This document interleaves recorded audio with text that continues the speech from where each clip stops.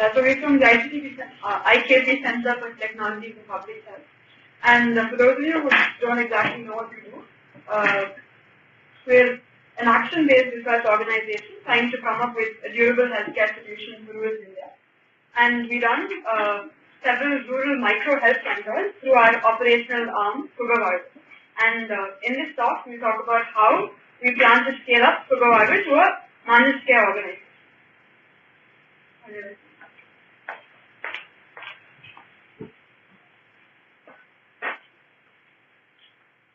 Yeah, put it on. One second. Yeah, set some context first. We look at what is the current scenario of health in India.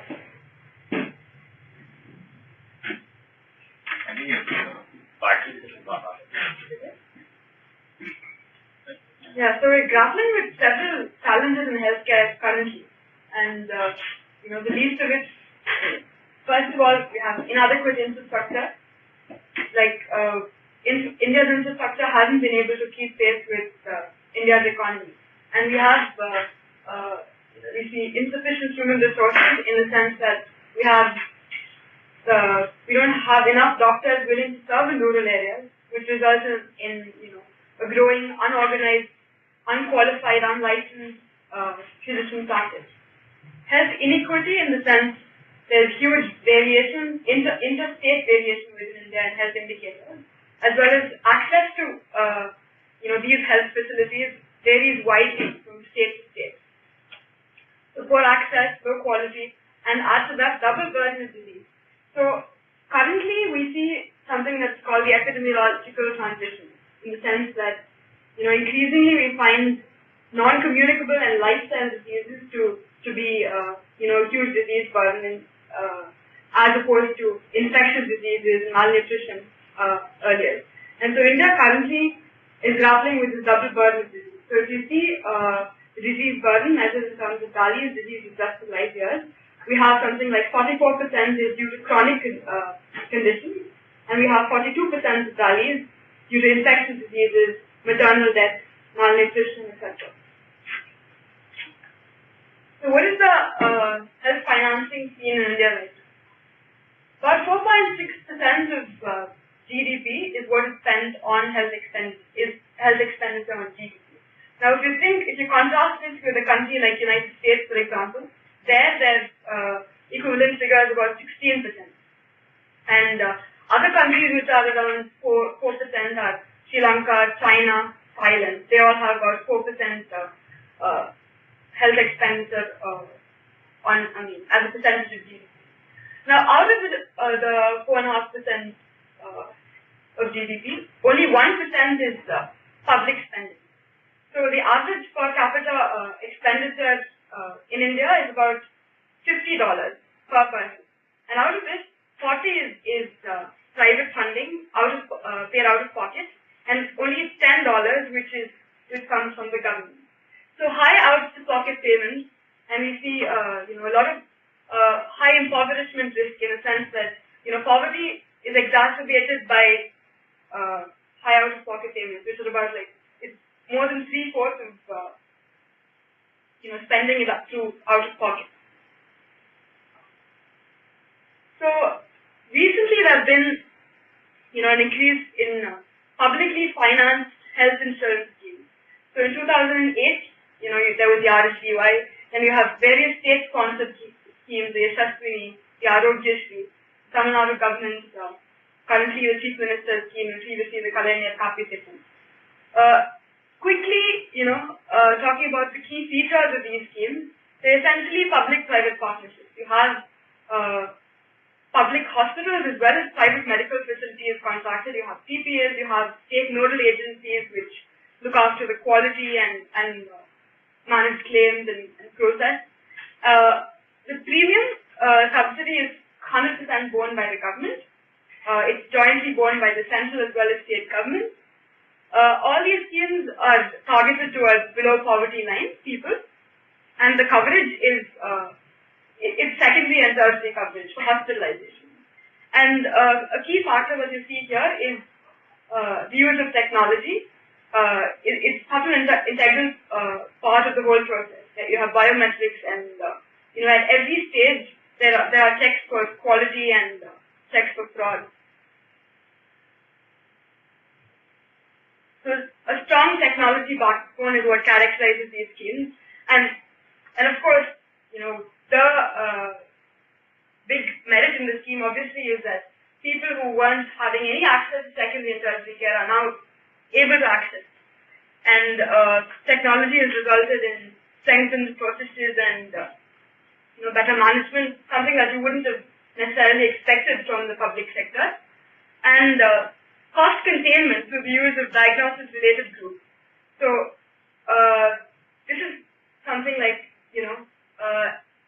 rates are specified for each and every service. So if you look at the RSBY, there's a huge 700 odd list of procedures whose rates are predefined, and this is standardized across hospitals. But of course, there's such sort of scheme results in relative oversupply of higher levels of care. You see an upward drift towards secondary and tertiary care, and there's a big missing primary piece. There's this delayed health-seeking behavior. People are not necessarily seeking preventive primary care at the right time, but there's overcrowding happening at the hospitals. And you see that throughout the various players involved in this scheme, their incentives are not aligned towards outcomes, health outcomes, and towards wellness. So this is where we think that, what really is needed is something that is a scheme that addresses the disease burden early on at the primary level. There needs to be better provisioning of primary care facilities, and we need to introduce gatekeeping functions at the primary level. So the primary care level is where it's the first point of care, and it's through there that people are rooted on to secondary, tertiary care, and the appropriateness of treatment recommended is checked at that very level. And this would strongly limit, overutilization of secondary and tertiary facilities. And this is where the concept of managed care would step in.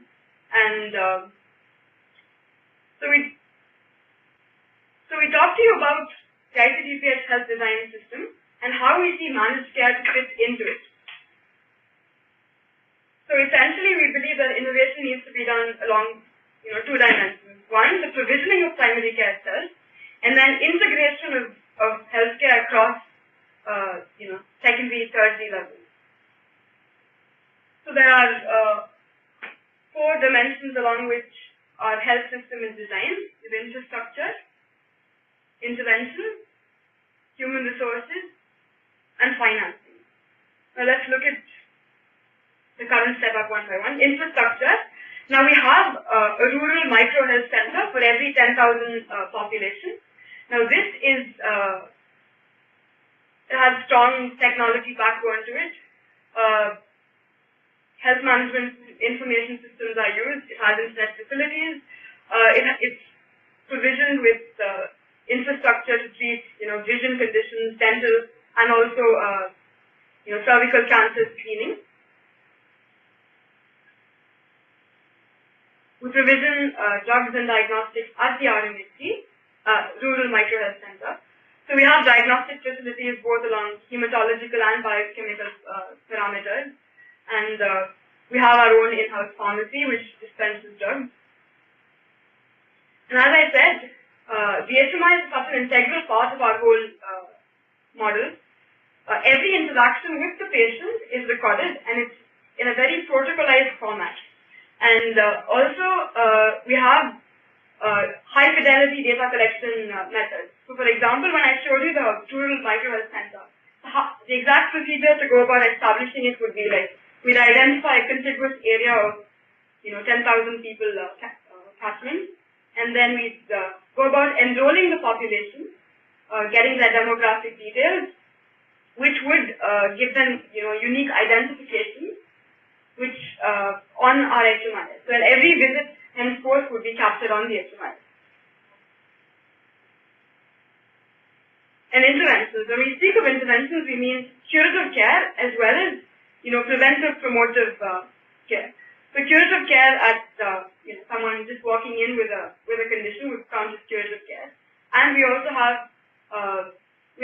this concept of active primary care. So the real emphasis is on, detecting conditions early and provisioning early treatment through our various interventions. So if we want to provision for active primary care, we want to be treating a wide range of disease conditions, and treatment is standardized in the sense that they're all based on, they're all evidence-based on international guidelines, and we focus on, we emphasize on rational prescriptions, and wellness in our model is defined in terms of, risk factors or, reduction in risk factors. So when I say risk factors, so upon the establishment of a rural micro-health center, what we do is we do a door-to-door risk mapping of every individual in our catchment, and this would serve as, target population for our intervention.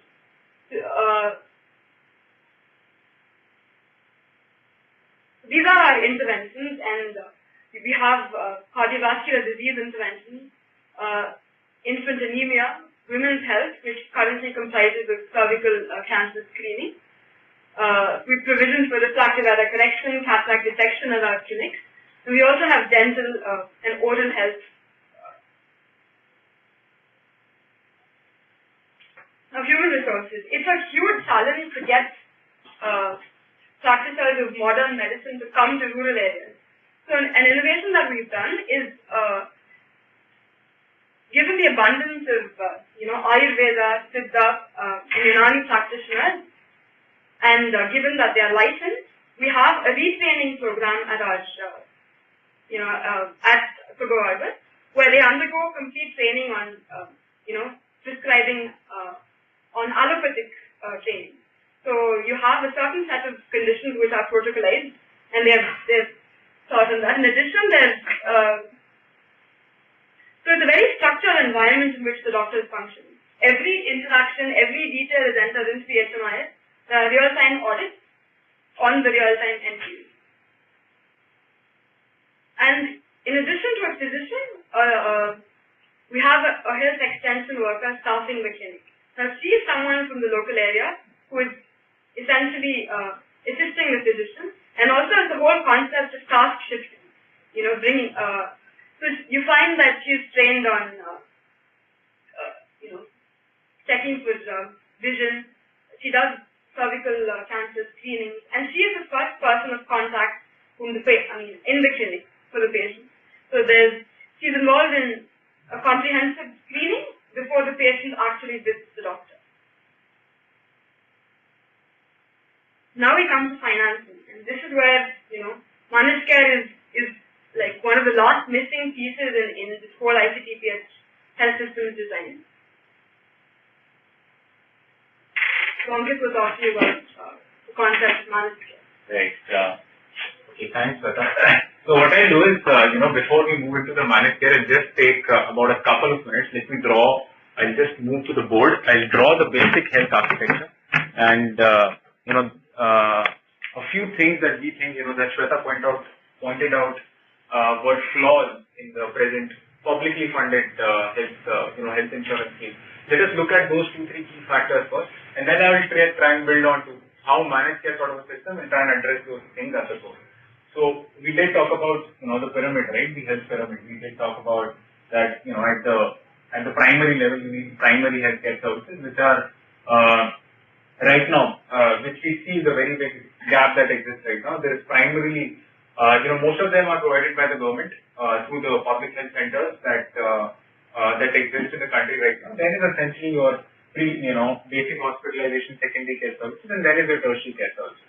What the publicly funded insurance schemes have done is they've gone ahead and standardized this part of the complete picture and said that we want to contract in the private providers, and we will standardize these set of, let's say, 5,000 odd services, and we want to go ahead to the population.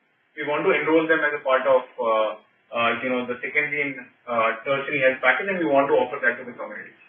However, in this complete picture, what is completely missing is the core aspect of preventive medication to, essentially, the disease burden that needs to be addressed, and that needs to be addressed at an early level. So that core problem is essentially not addressed at the core.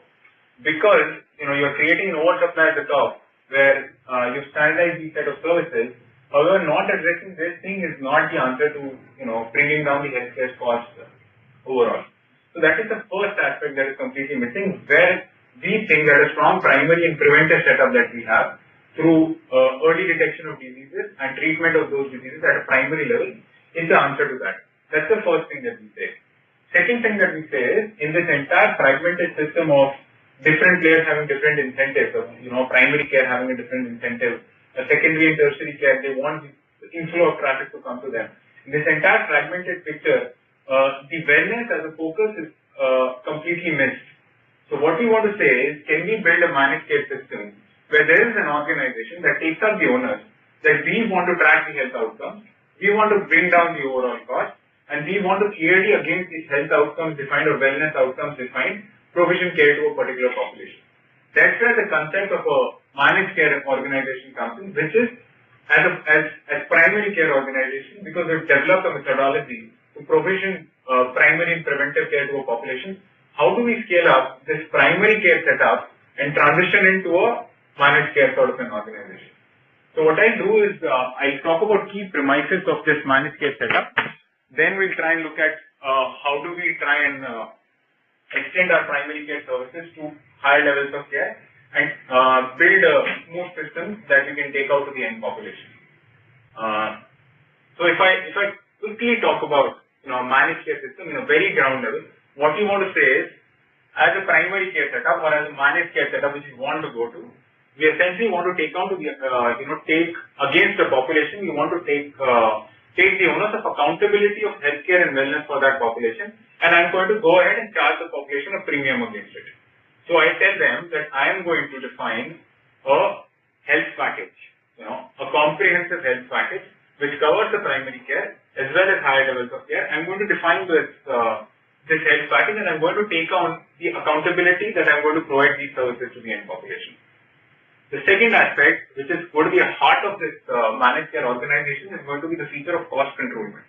Now, how does that happen at the core level is, the first aspect, because a strong primary care focus helps you with this, early detection and treatment of diseases, which is where, the interventions that we have developed around cardiovascular diseases, around women's health, infectious diseases is something that the government does extremely well, coupled with vision and oral services at a primary level, gives us a very strong impetus and positions us very well for early detection and treatment of these diseases.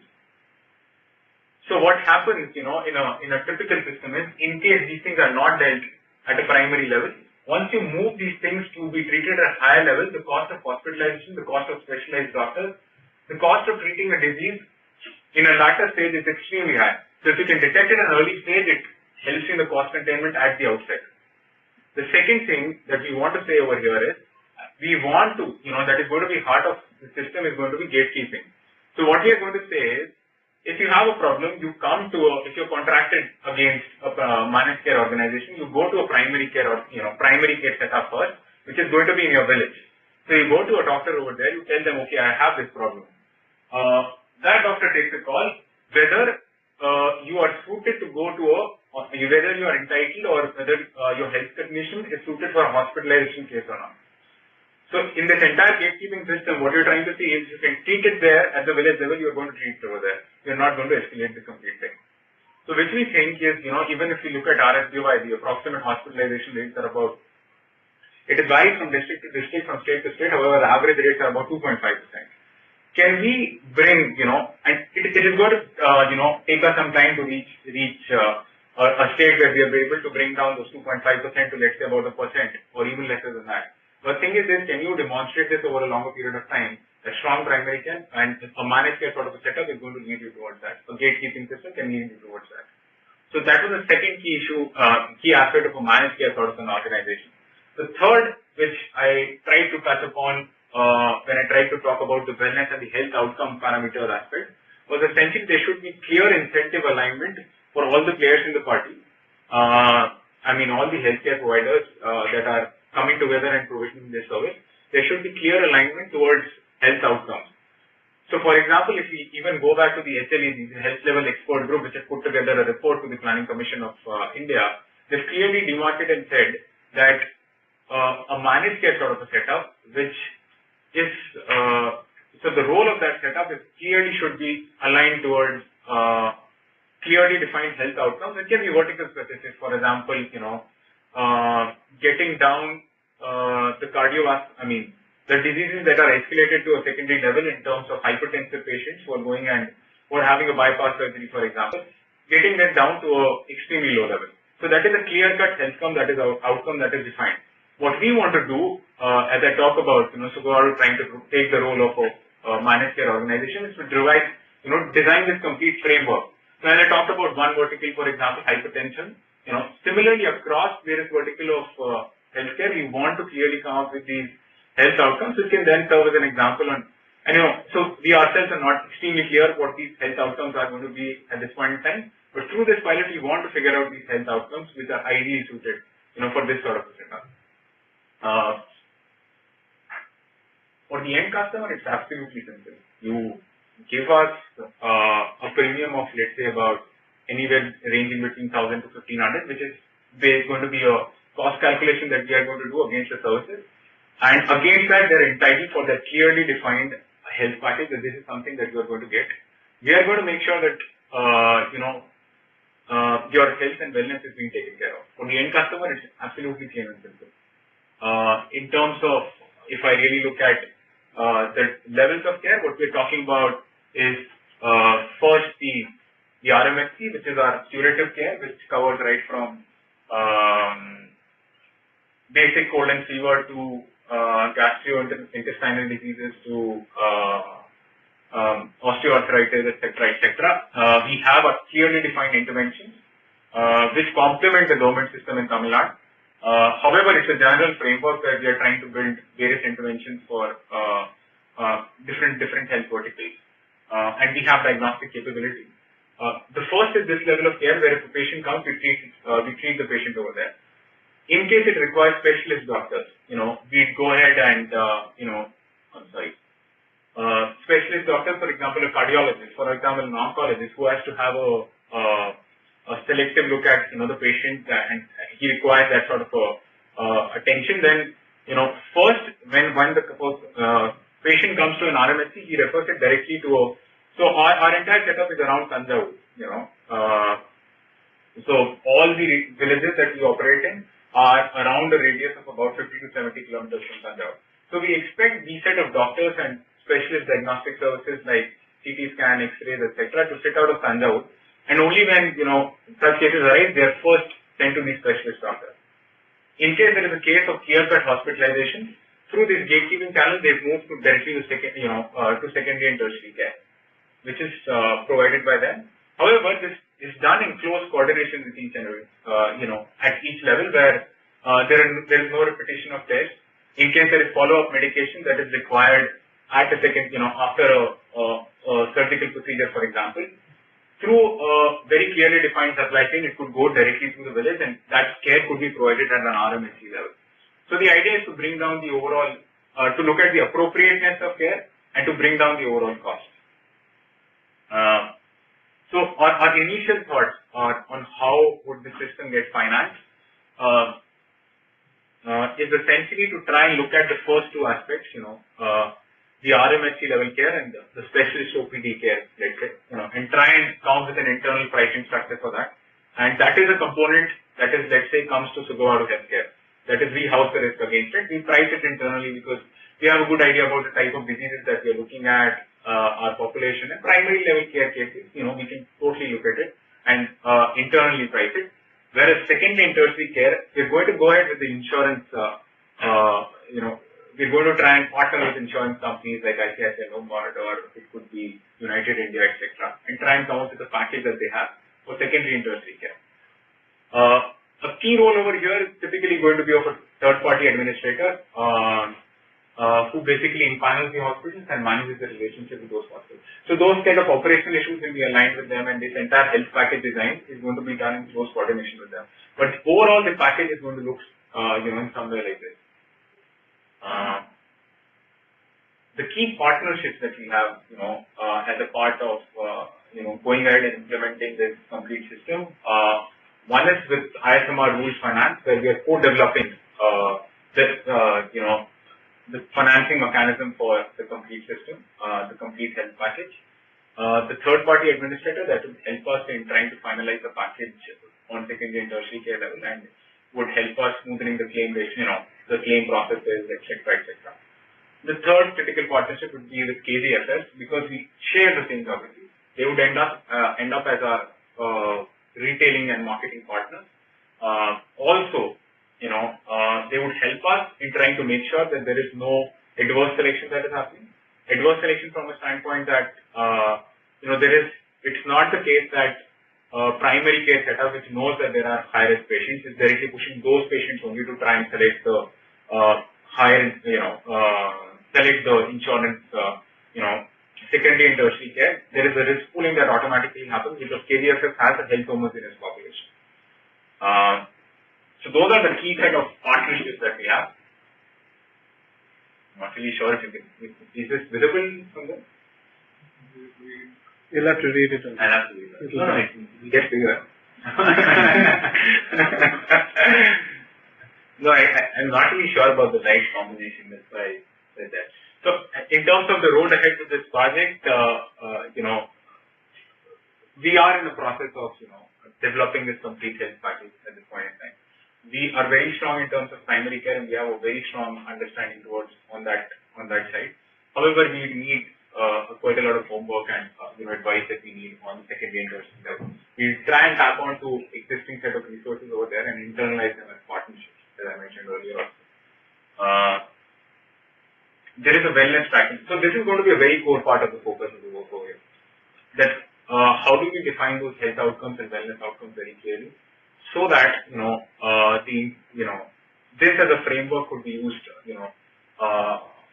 maybe by the government or other set of such organizations who want to pick this work to a next level. We would need to get an insurance. We don't, we're a very small scale setup for taking the risk on our own books. We have to tie up with an insurance provider for higher centers of care. Pricing of the health package is the other aspect that we'll be essentially working on very closely. While I say this, a critical part for us is going to be, how do we make sure that the risk is mitigated properly. There'll be a certain set of risks that I'll definitely run in given a primary care provider, or let's say even if I look at, specialist doctors, if I am charging a prepaid amount, let's say 800 rupees against those services for the end people, am I able to provision all those services in 800 rupees 800 or not? So we try and see how that model pans out internally, and try and make sure that you're delivering the services, but at the same time, make sure that you're financially sound as well. And we have to deal with, try and look at various financing mechanisms, right from premiums to, a co-payment system with, when let's say if you're going and taking a hospitalization, maybe a part of the money you pay over there, a deductible system, which is, for example, only, let's say, for a coverage, till about 15,000, you don't have to, it is not covered, but beyond 15,000, let's say to a cover of about 1 lakh, the insurance teams are, take care of it, which come at a much lesser premium though. So these are the set of things that we have to, it's an early stage project, thought in process where, we are trying to see what's the right package and means what price. And of course, people need to buy. So that's also something that we'll be very closely trying to understand and, work on. At the end of the day, what we're trying to bring together is, an integrated financial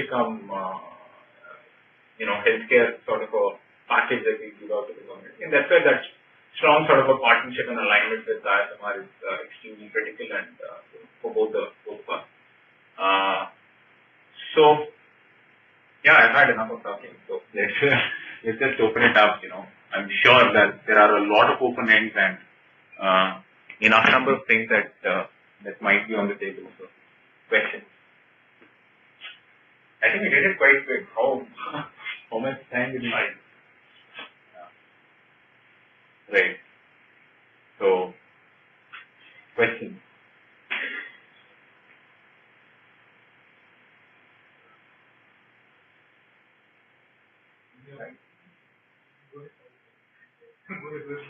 Yeah, so, I mean, like, I have just finished my med school.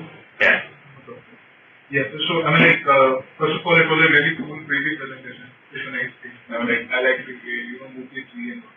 Yeah, so, there are a few concepts which are not new. One of them is making spot maps for screening. As in, we have been making spot maps for infectious diseases. So what happens is if there's an outbreak around the well, we get to know that the well is polluted. We send a task force to work on this. But how does this spot map and screening help us? I think Swetha is the right. If there is a cervical cancer population living around some place, how does it help actually? I don't know. Well, it's for the physician to know that, where are the high-risk people located. They can send out... So, I mean, like, does it have geographical implications? No, it doesn't have direct geographical implications, more like logistical and practical. Like, where do you want your next cervical cancer camp to be? Right. So, yeah, I mean, like, that was a little new to me. That is it. Apart from that, when you talk of insurance for primary screening, like, do you... It's not an insurance, it's a prepaid amount. Let's think about it. That's prepaid. Yeah, because, you don't need insurance. I mean, while I'm, as a primary care provider, we are housing the risk, at one end. But for the end customer, it's a prepaid healthcare. Right? Yeah. So, I mean, like, it could be a little tricky reaching people on that because, so a screening is about finding a disease in a person who is apparently well, right? So, if someone goes to a hospital time and again for a cervical screening or for a, blood pressure measurement, he might feel, I'm paying my money in vain. I really don't get any health outcome of it. India is a country where people do not go to, the hospital until and unless it really is, that serious a disease. So, it might be a little tricky for asking people because they don't see what is the long-term outcome. They just see that I'm paying money and what I get done every week is a cervical screening. And every time it is negative. Right? Okay, so I'll address two parts of those questions and try and, one is of course a core problem that you have highlighted that, and that everybody knows. It's not that people don't and we don't know, but that's the only thing that can help. So the way our system is architected is, even if a woman who is above 35 age walks into our system saying that, okay, I have osteoarthritis and I want treatment for that, even then would that woman be advised to go through screening procedure. So we've architected the system in such a way. So one is the financial question that you've said, which I'll come to later on, but addressing that problem of that you've said is we've tried to architect our system that once we get a person into our system, we'll try and address our interventions will automatically start operating on that person from the time that person is coming to the clinic. So before going and meeting the physician, the health extension worker who sits at the, who's also part of the system, does that complete set of screening and then, advising the person to take the appropriate action. So while you say that people don't want to, go ahead and get themselves checked, the question is, so we have looked at the problem from the other side that why don't, one aspect is, when somebody is already coming for something else, try and do a set of screening procedures and try and detect a problem early. The second is through systematic ways of community outreach, like doing specific camps. For example, we have a cervical screening camp, we could do a vision camp, etc., etc. Try and reach out to the community. No, there's no denial that the idea is noble. So I'm not questioning that. My point is, at a villager's level of intellect, does he understand that the money that he's going to give is not... We come to the financing question later. As I said, we come to the financing aspect a bit later, but the core problem that we talked about is this, right? And we're trying to address it through this. And the other thing that you can say is, why is the physician inclined to go ahead and do these camps, for example? That's also a question that you can directly get. That is exactly where we want to develop a framework of incentivizing a primary care organization against the number of women that, let's say, have been screened and have been, let's say, diagnosed positive, who are then sent for the levels of care. So you have to develop a framework for incentivization very clearly. So the system cannot work by saying that, we can run a very large scale organization like this without developing the right incentives. So that's the second thing that, that is linked with what you said. Now let's come to the point of whether the patient is going to pay for getting screened. One is, of course, you have, basic level of diseases, which will also be covered as a part of it. That is because we have pretty much a competent enough a doctor as an MBBS physician who can provision care across, right from all the basic diseases that need care at a primary care level. So it is tangible enough for them to see value in this.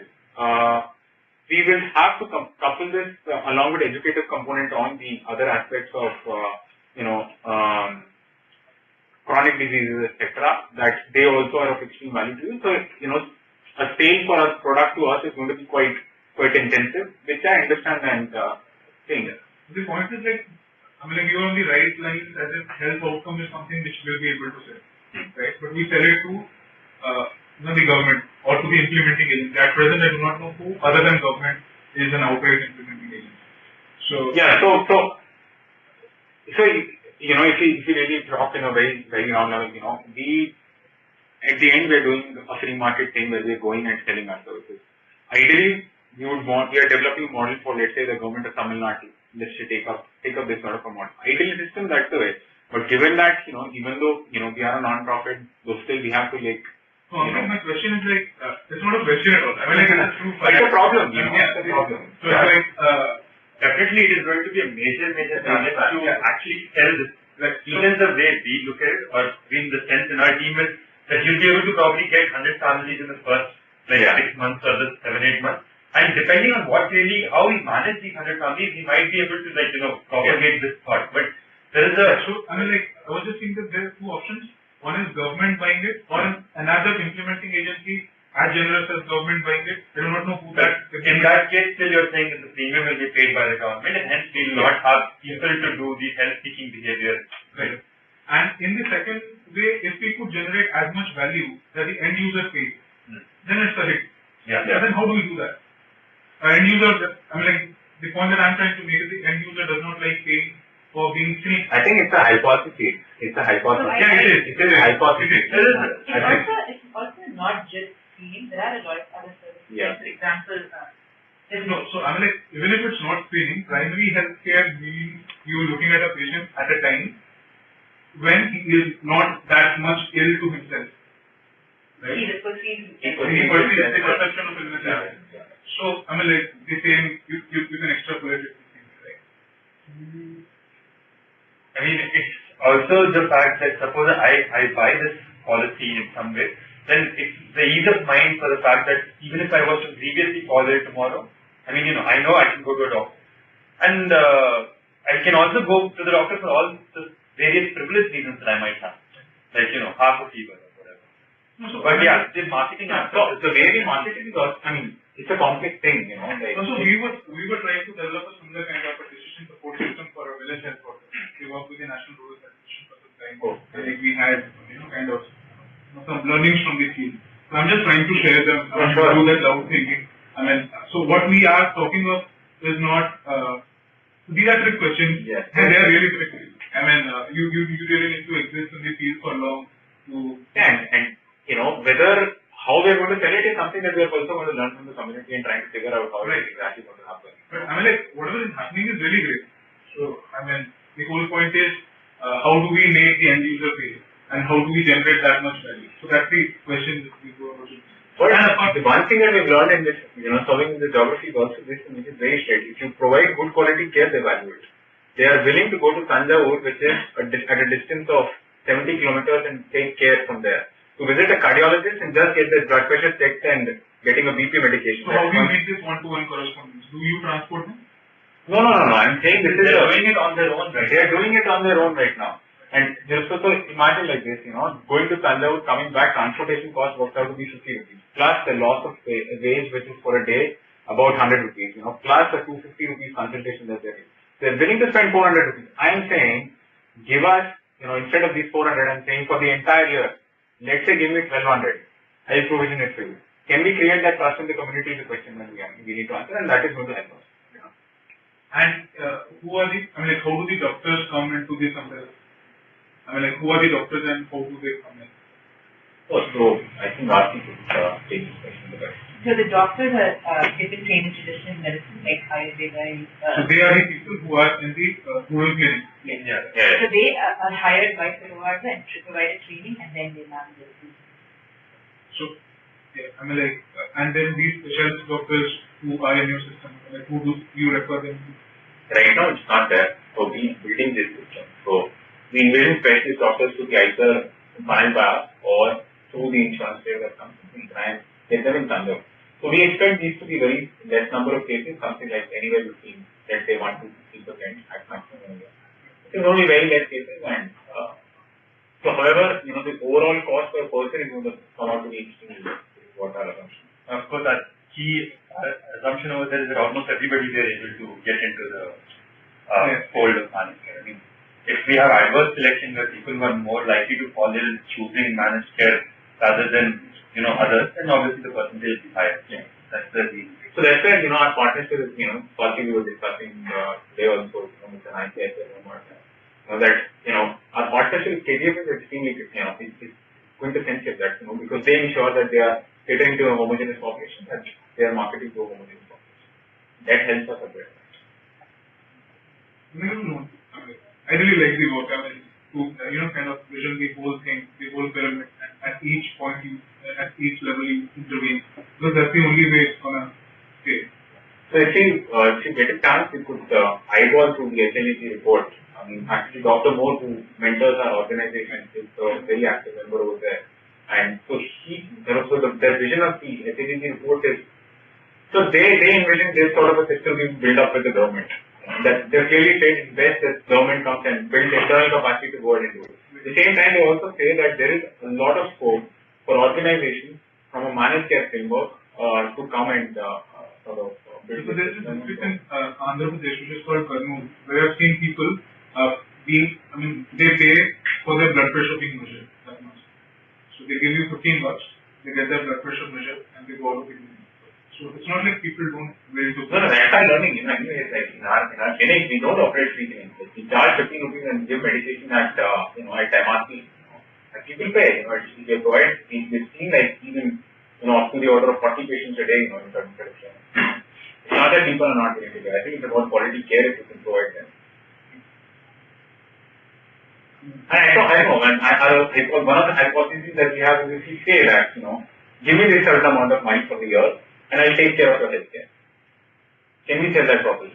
And I say that in totality. I say that even if there is and I also protect you from any financial risk. So it's a combined thing. It's not just about the healthcare, it's also about this. And I'm so Swati will be able to comment on this. People buy life insurance. People buy personal accident insurance. So that angle is also extremely critical. So the first section is very related to the education of such products where benefit cannot be envisaged by such people who are staying in the most. So see, takers of such products is directly linked with the kind of benefits they can see. In case of an insurance product, if you select among the area where there is a single claim, take-up is huge because people can see the benefits. So in case of health insurance or the managed healthcare that we are talking about, in longer run, yes, they would certainly understand. But yes, if you talk about it covering 1 year, then initially it would be really difficult. But as we move ahead and people start seeing the benefits, they would certainly take it up. So our goal is anyhow not for like 1 or 2 years. So health is something, usually the outcome is not evident outrightly. Yes, right? Exactly. So, we were just saying, so the people might not be willing to pay for something which has an outcome in the long run, but they will be willing to pay for something which pokes them. For example, if a patient comes, I do some blood pressure measurement, I kind of try tie a cuff around his arm, and he feels that he gets involved in some health process, he wills to pay for it. Yes. Supposing there's a child who comes to my hospital, and I measure his height and weight and say that this guy is malnourished for his age, and they will to pay for it. Supposing I give a small injection, immunization, they will to pay. And probably therefore in US, cardiology and gastroenterology are the highest paid specialties because you co-communication. So, kind of. Yeah. So though so it's not that they've been not operating in these places that we've been operating clinics, so they know that and these are the set of services that. And also, the critical part is going to be straight that mentioning that these are the set of things, that we cover, and we, this is the health package that we want to offer straight to you, and the clinic is there, you can go and have a look at it. It's very straight. So, some other time, today will be the day, but I'd like to share what we do, what we've done. Sure. So, just, probably it fits in somewhere in the huge field of India. So we work on empowering village health workers using decision support systems. Oh, that's maybe you should come down to Sanjay. Sure. Oh, you're based out of Chennai, I think. Yeah, so I am an intern at Stanley Medical College. Okay. So I'm almost done with it. Okay, sure. So you should definitely exchange notes and yeah. I will rest of you do the same work, so you would ask questions. Yeah, sorry, you had a question. My one question on what is your communication of marketing strategy that you have right now, and how will it change in coming years? That was the question one. The other question was relatively smaller. If your managed care cost is 6,500, what percentage of it will go towards primary care, and what percentage is going towards insurance? Roughly, what is the option? Both. So one is on communication and marketing. Second one. Okay, I'll try and list down what we do on the ground exactly. If it's not up high, let's essentially talk about exactly what we do. So when we open a clinic, what do we do in terms of our marketing, and when we're running a clinic, what do we do in terms of marketing and communication? Right?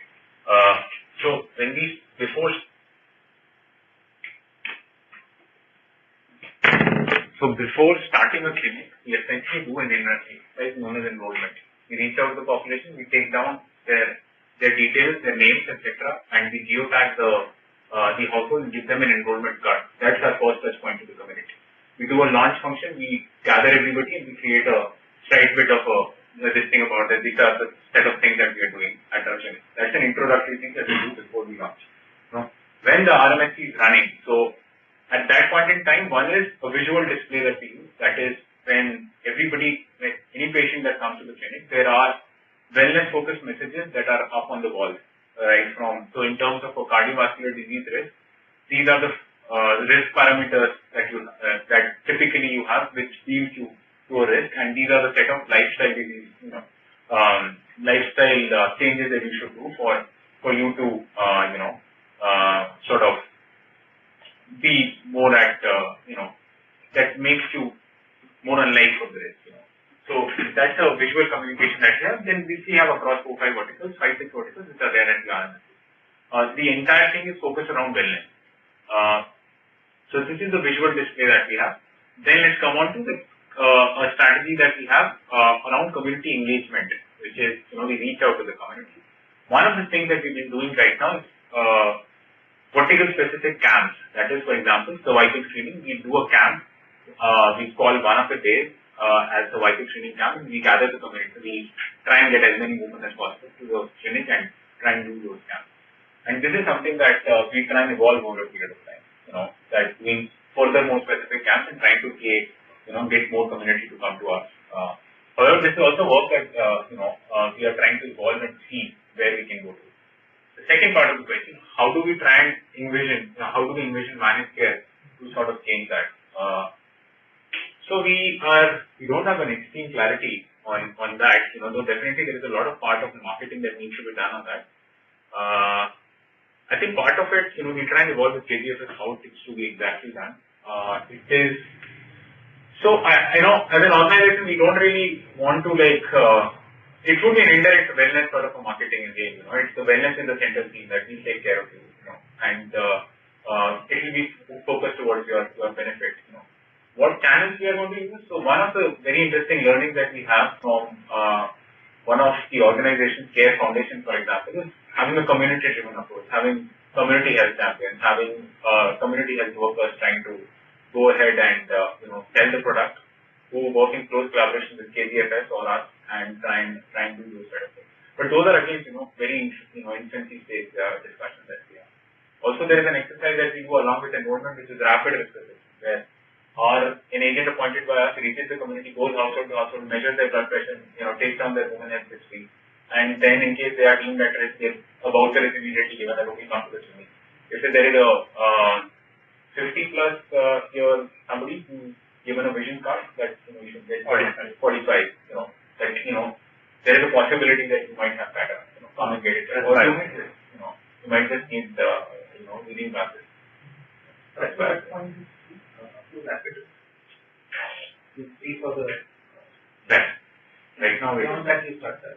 No, so the way it works is enrollment is happening before the clinic launches. A rapid risk is an exercise in which we try to map what is the risk profile of a particular community or the catchment that we are serving. And in some way it is also to make people aware in their community of what risk they fall in. So it's a set of, like you said, blood pressure, height, weight, waist circumference, hip circumference, personal history, etc., etc. And this is also done on the field in the house. So this is also, you can call it in some way the marketing campaign. But as he said, most of our marketing campaign is focused on wellness rather than saying you should come to our RMSP. We try to say you should go seek care.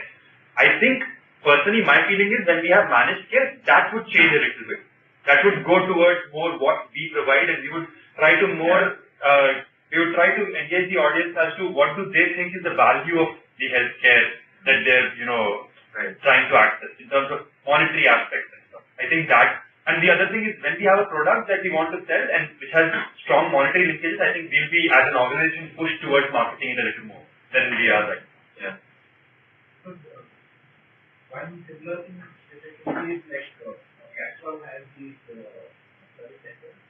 So that also they do this preventive kind of thing. So if you, for example, check your brakes regularly, you will not have to do a major overhaul, check your oil and stuff regularly. So they give a direct comparison. So you do this once in a quarter, we charge you on the fees. If you don't, if you neglect it, then you will after 2 years and it's really gone out of living, we charge you 2,000. That's actually a good suggestion. Showing the hard figures will probably help us. Yeah, so I think I always have this feeling that someone from the community should be doing this. Of course, and I mean none of our communications actually happen from people who are outside the community.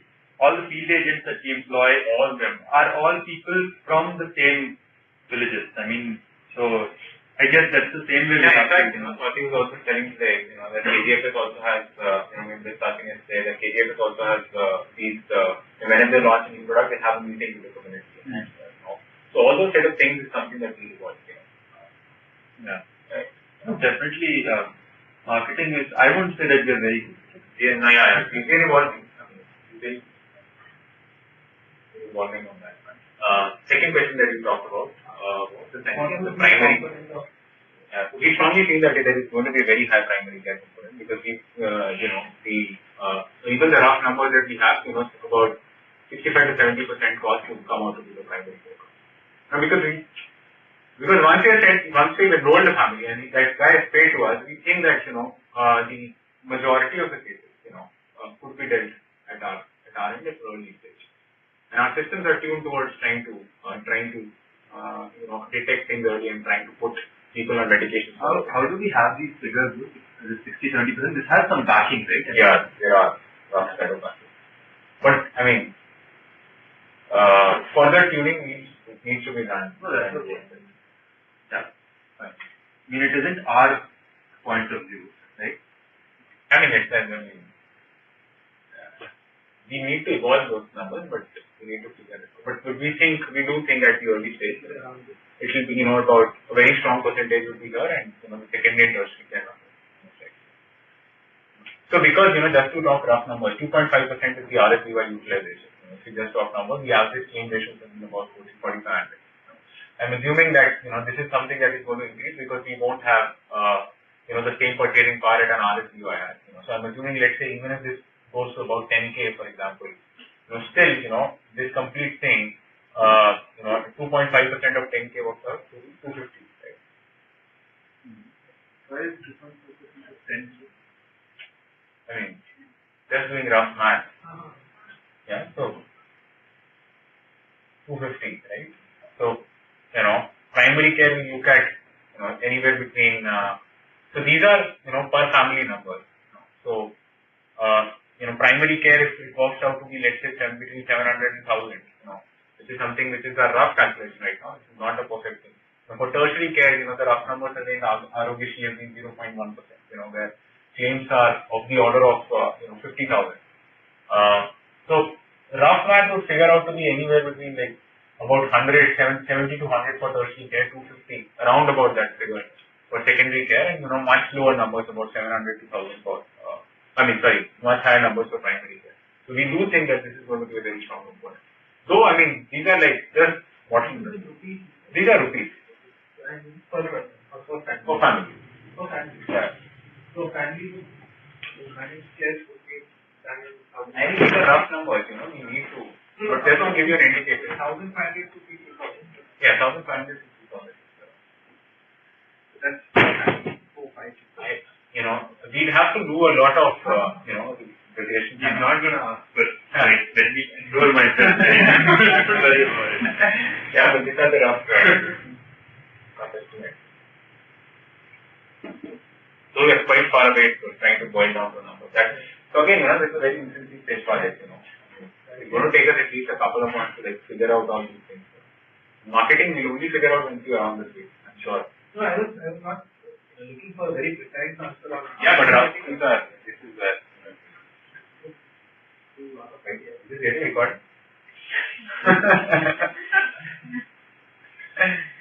You're accountable. No, but these are again rough numbers at this point in time. It's much rougher than I just said it's come out and we've been discussing this over the last 2 weeks. Yeah.